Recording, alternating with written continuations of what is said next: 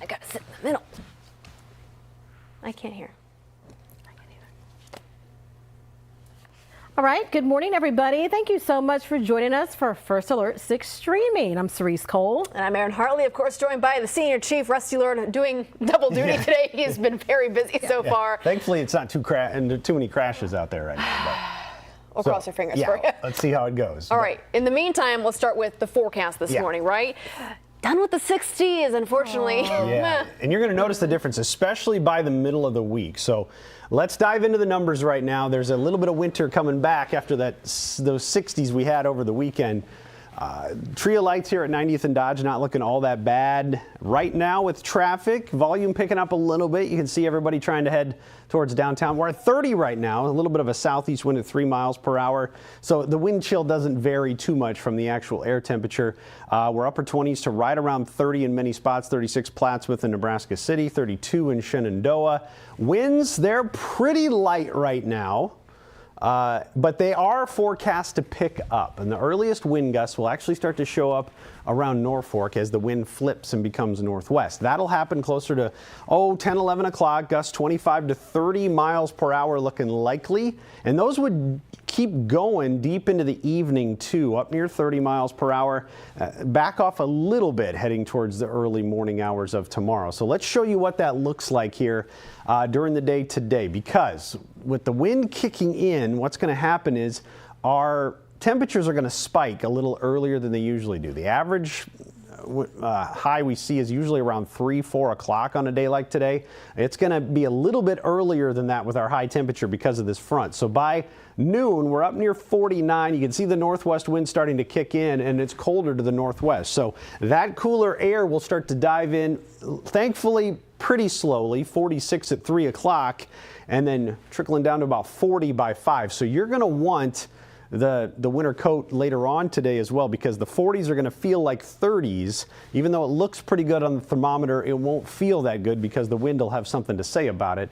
By 7, we're down to 35, and then as we head towards 10 o'clock, we're looking at numbers near 30 degrees. Heading through the overnight right into the early morning hours of Tuesday, we're in the 20s to start off the day on Tuesday. You can see some thicker clouds.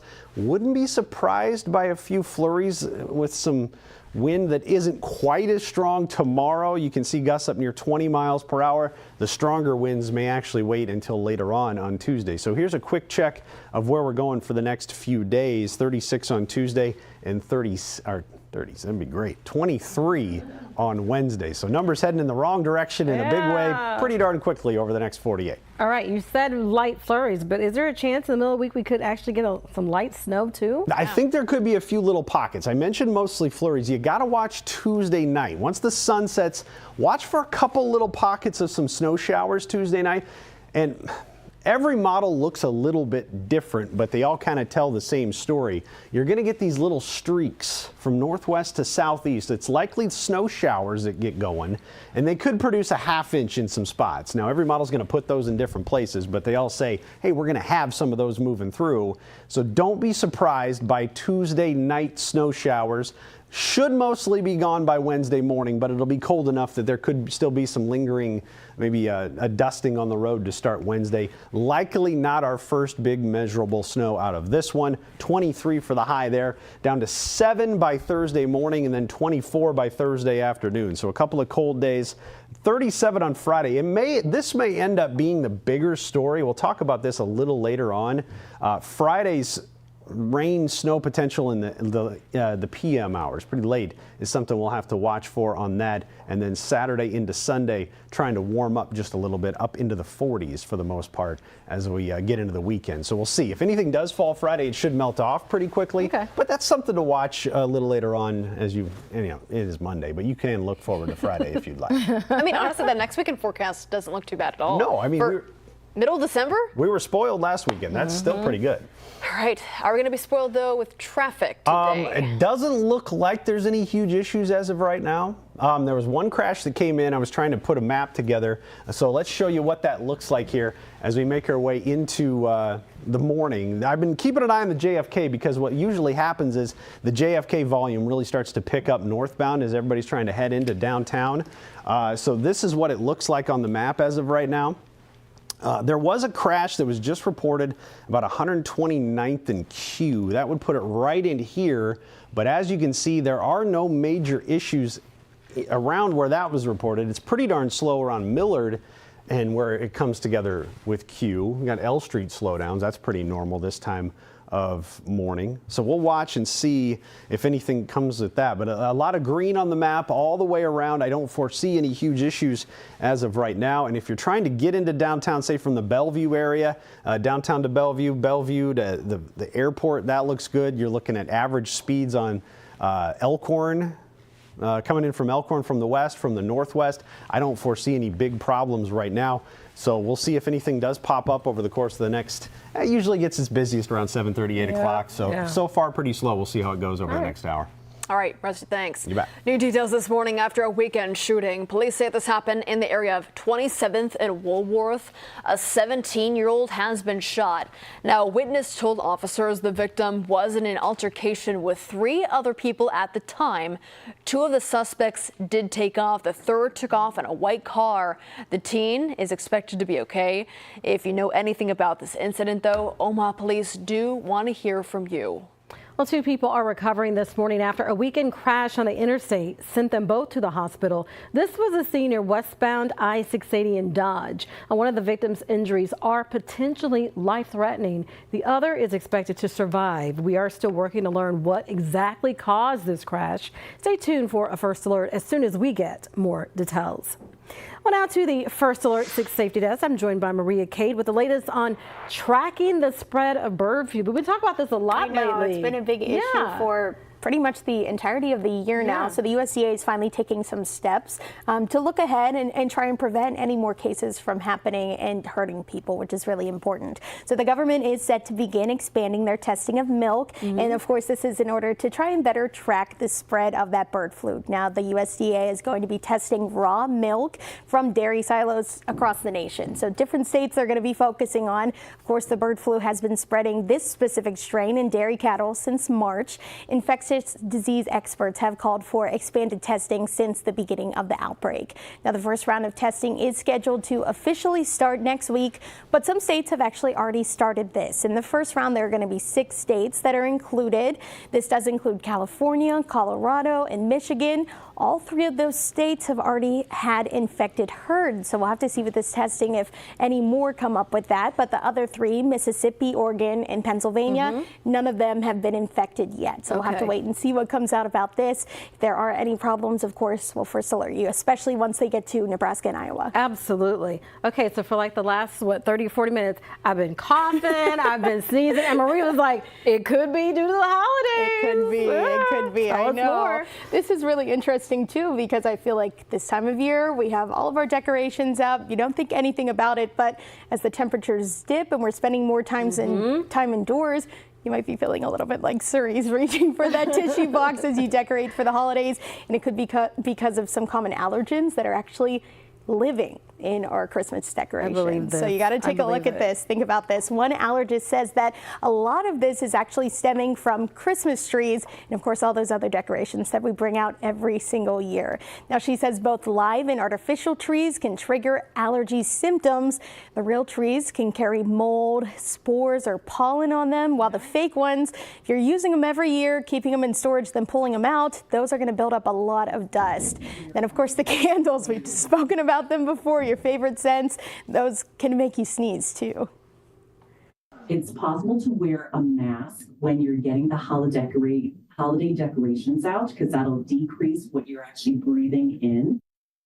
So, of course, you're probably wondering, what can you do to avoid all this? Well, Dr. Hong says that you want to try and shake out the tree outside before you bring it in. You're going to want to try and knock off all that pollen and mold as much as you can, at least. You can also hose it down and then let it dry outside in the sunlight, which is something that I didn't realize I hadn't thought of that either. No, and of course, that's going to cut down on the allergens as best as possible as well. She says it's also important to throw out that fresh tree as soon as the holidays are done. Right. Yes. You can keep the fake one. But Yes. the fresh one, you want to throw it out as soon as possible just to get all of those out, make sure nothing really spreads. Here's the thing, I love the holiday scents.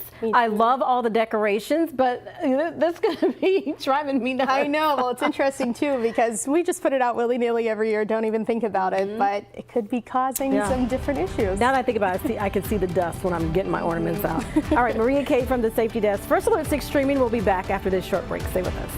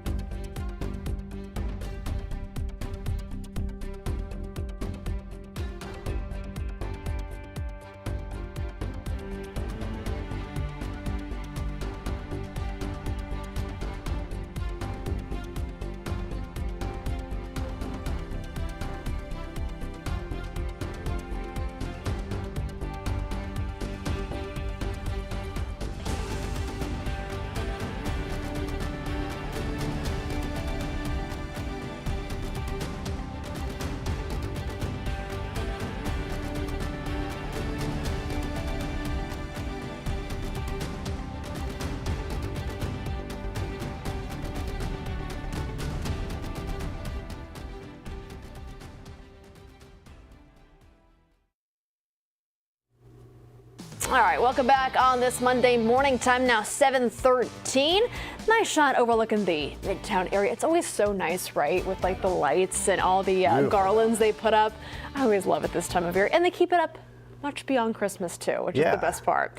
All right, after a lovely weekend in early December, we are going to be taking a nosedive into cooler temperatures now. Yeah, I just don't want you to be caught off guard by these. So first alert to the big dive we're going to have today, tomorrow into Wednesday, where we go from 60s over the weekend to 40s today to 20s by Wednesday. So the warmest day of the week is on the way today.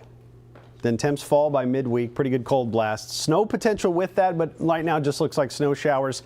So you're heading out the door to 20s and 30s. Take the heavier coat with you because while you need it pretty much every morning now until winter's over, the afternoon hours look pretty good by the numbers, but the wind is going to start to pick up and it'll have a bite to it.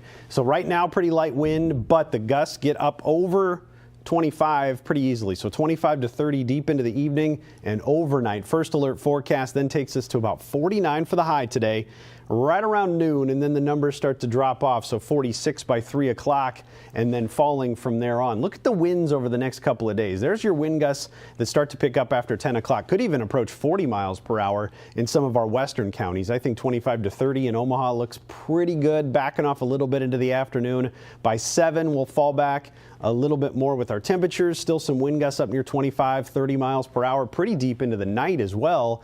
Into the early morning hours tomorrow, those relax a little bit. Not a huge issue during the day, but then we should get a surge of some wind Tuesday night. There's 9, 10 o'clock, and there's some wind gusts up near and over 40 miles per hour that I think are going to be pretty noteworthy during the overnight hours. So heads up to that. And it's also why there could be a few snow showers moving through as well, because what's going to happen is a few bursts of snow showers Tuesday evening would move through, and then behind it, likely to get the wind along with it. So these little snow showers likely aren't much more than flurries during the day.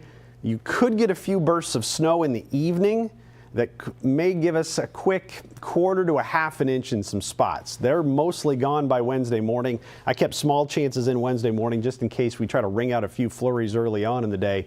But there's what it looks like with those snow showers. Not necessarily the same placement with these, but I think we could have a couple of areas that try to sneak up near a half an inch of total snow. So that is what we'll be watching during the course of this. 23 Wednesday, 24 on Thursday. Then Friday, watch out for a little potential for a little Rain, snow mix. I don't think it's a huge issue the way it looks right now, but it's something we're going to pay attention to all week. It's another one of those storm systems that's not really developing until it's by us, so we wouldn't get much out of the very start of it. But a lot of ups and downs and a few more downs this week, I think, with the temperatures. Oh, all right. So I know it's only December 9th, but is it too early to start talking about the chance for a white Christmas? Some people love that. I know, and people are asking about it. I got to tell you, you look over the course of the next 2 weeks, I don't see a lot of promise, but all it takes is one little system that can sneak in a day or two ahead of Christmas and cause a few problems for our area, bring some snow, but it would hopefully bring potential for white Christmas. I don't see anything to worry about here in the next 10 days. And you look at the 8 to 14 day temperature outlook, sometime this week, this will reach all the way out to Christmas. Everything is trending warmer than average for the lead up to Christmas. Again, minus a day or two. You got a couple of 20s this week, and then we're back into the 40s for a good stretch. So we'll see what we can do. Nothing that looks all that promising for your snow lovers for Christmas, but we know things can change in Nebraska, in the Midwest. Yeah. All right, Rusty, thank you. We do have a first alert this morning. Nebraska State troopers are warning you to watch out for deer. It's that time of year. A few tips to help keep you safe. First, if you see a deer on the road, I know it's hard, but don't swerve to dodge it. If you do hit the deer, move your car to safety and call for help. And if you see a deer, a simple way to scare them off is just to honk your horn. NSP reminds us of how important it is to always pay attention when you're on the road.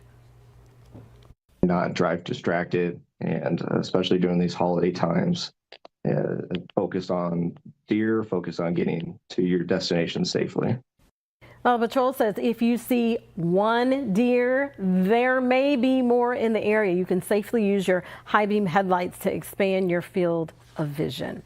I know, I see one, I look around, there's a hole, here come mama, here come the baby. Yeah. It's like, yeah, I gotta be careful. All right, it is the #1 question at the start of every relationship. Where's the first date gonna be? One spot is getting more and more popular, and you may not guess what it is. We'll tell you more after this.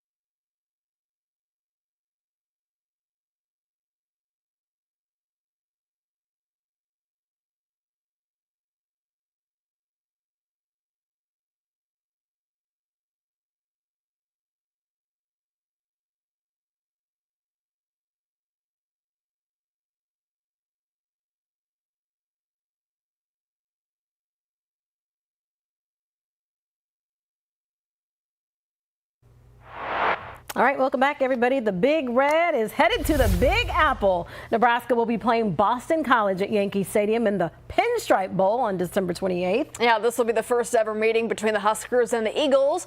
However, it won't be Nebraska's first time playing in a bowl game in NYC.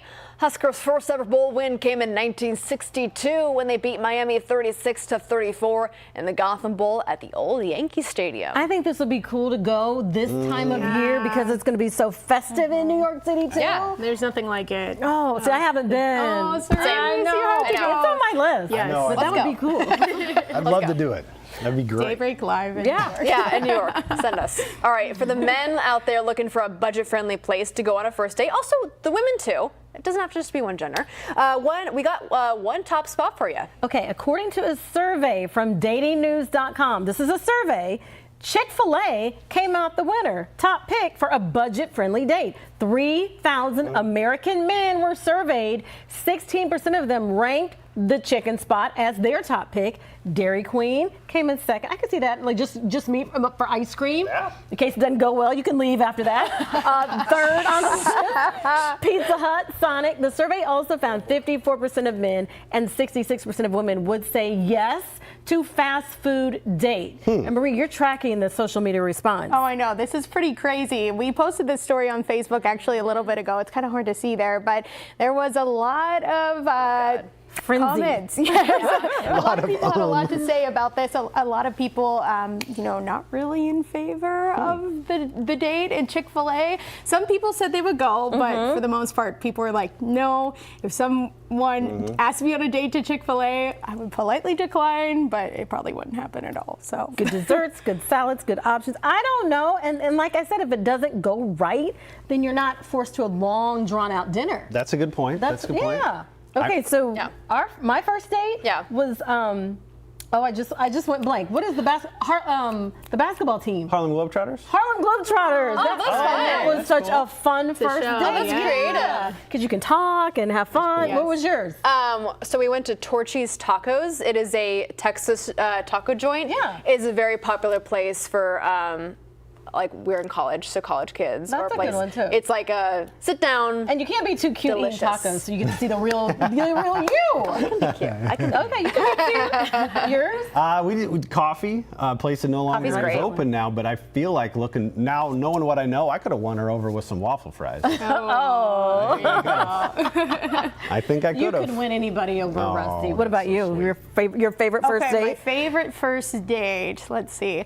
This is kind of a interesting one, similar to New York. I actually went to New York with somebody. You did? I did. Oh, wow. Yes. That's First cool. date? Like a It date. wasn't a first. Oh, but- okay. Okay, favorite date. We'll have to talk more about this during the commercial.